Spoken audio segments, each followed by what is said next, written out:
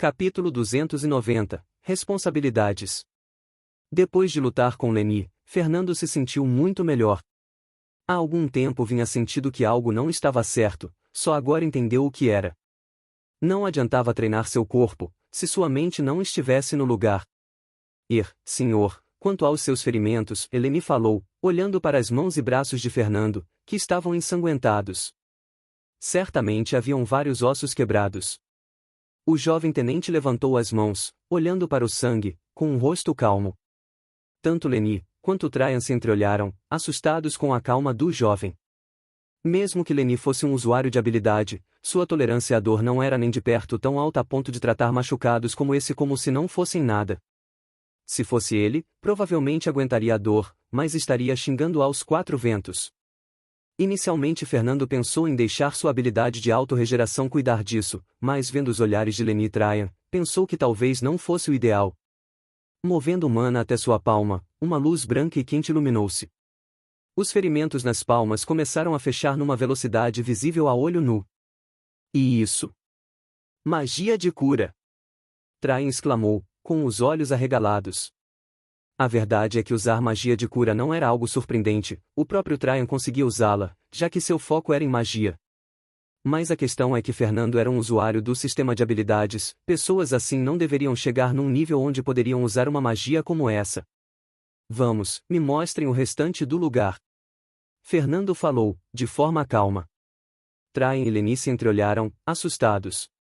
Pensaram que já tinham entendido a extensão da força do jovem tenente a quem iriam servir, mas agora perceberam que não sabiam de nada. Enquanto andavam pela residência de Guilda, ambos iam explicando sobre o local. Algo logo se tornou evidente, tanto Leni quanto Traian passaram a tratar Fernando de forma mais respeitosa. Depois de passarem por um longo corredor, descendo para o subterrâneo, entraram num quarto, com uma grande porta metálica.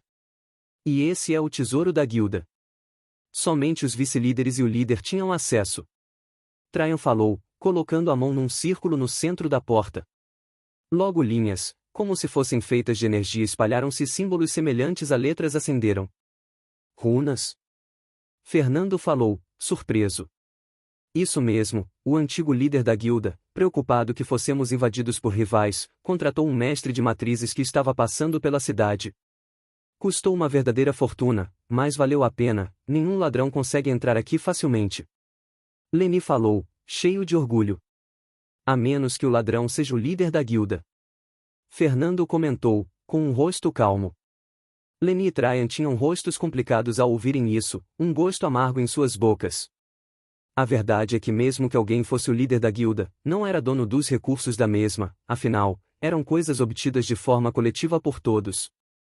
Por isso, sempre que algo precisava ser retirado do tesouro, deveria haver a presença de pelo menos 3 vice-líderes. Tá aqui. Tá aqui.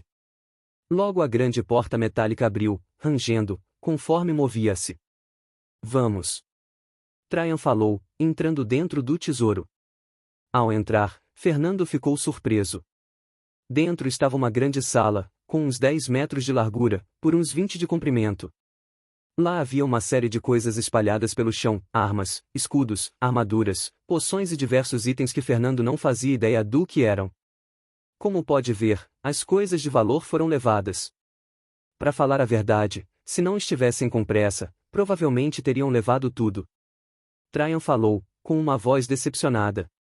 Se não tivéssemos nos juntado ao seu batalhão, iríamos começar a vender tudo que sobrou e dividir o dinheiro entre todos. Leni disse, ao lado. Por que não guardam essas coisas em pulseiras de armazenamento? Fernando perguntou, ao ver tudo pelo chão.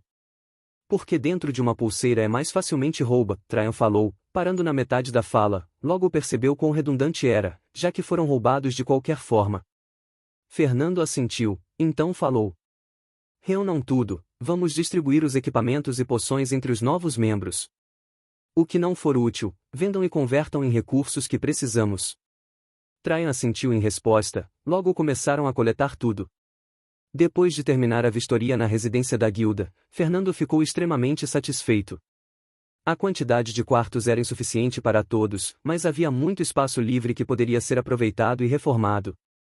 Naquele mesmo dia, Fernando entregou as instalações que estavam ocupando de volta às tropas de Belai. Ao mesmo tempo, preencheu um ofício de compra da residência da antiga Guilda Valorosos. Isso causou algum alvoroço na cidade, já que era um espaço nobre que muitos comerciantes estavam cobiçando desde que a guilda se desfez. Com Belay se tornando uma grande base de avanço da humanidade, comerciantes e pessoas chegavam aos montes todos os dias. Então o valor de imóveis e terrenos estava aumentando numa velocidade vertiginosa. Muitas guildas pequenas e médias viam no campo de batalha uma oportunidade de ganhar em nome e fortuna, então estavam migrando em massa para as cidades do fronte. Uma residência de guilda como essa era extremamente atrativa para essas guildas. Muitas estavam até planejando absorver os restantes dos membros da antiga Guilda Valorosos, só para obterem essa residência, mesmo que tivessem que usar meios truculentos para isso. Entretanto, com o Batalhão Zero comprando a residência, nenhuma dessas guildas ousou mover-se de forma imprudente. Elas não temiam a força de um mero batalhão recém-formado, mas a legião por trás dele. Quando as tropas do Batalhão Zero chegaram à residência, Fernando e os outros membros distribuíram as acomodações de acordo com seu tempo de serviço. Os membros de alto escalão ficaram com quarto próprios, já os membros mais antigos, como as tropas dos antigos Pelotão Zero e Lazuli, dividiram seus quartos com apenas uma ou duas pessoas, já os novos membros, tanto os remanescentes da Guilda Valorosos, quanto os novo-admitidos, tiveram que dividir os quartos com até 5 pessoas. Muitos dos membros da antiga Guilda Valorosos ficaram descontentes com isso, afinal, ali era sua casa. Entretanto, com Lenitra intervindo, os ânimos logo foram acalmados. Por fim, os membros da força de reserva ficaram provisoriamente no salão da guilda. Mesmo que não houvesse quartos, pelo menos havia um teto acima de suas cabeças. Naquela mesma noite Lina, Cinti e alguns outros cabos fizeram um levantamento sobre a situação dos equipamentos de seus soldados.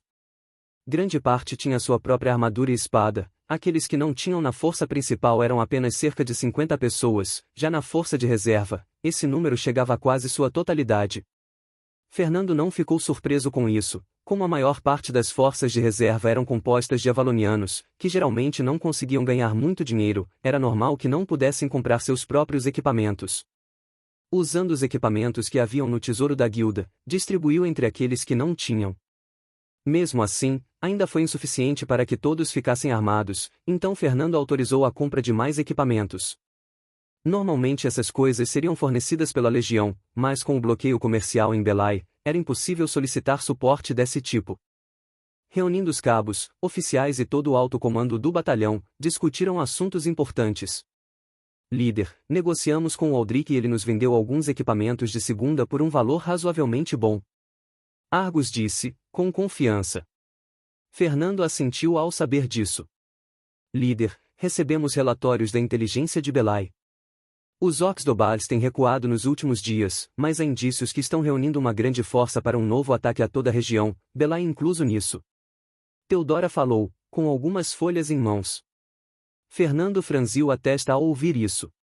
Todos na sala também tinham expressões complicadas. O salão de Belay nos entregou uma intimação essa manhã, eles querem que comecemos a patrulhar a região, tendo em vista que já concluímos nosso recrutamento. Tom falou. Como devemos lutar?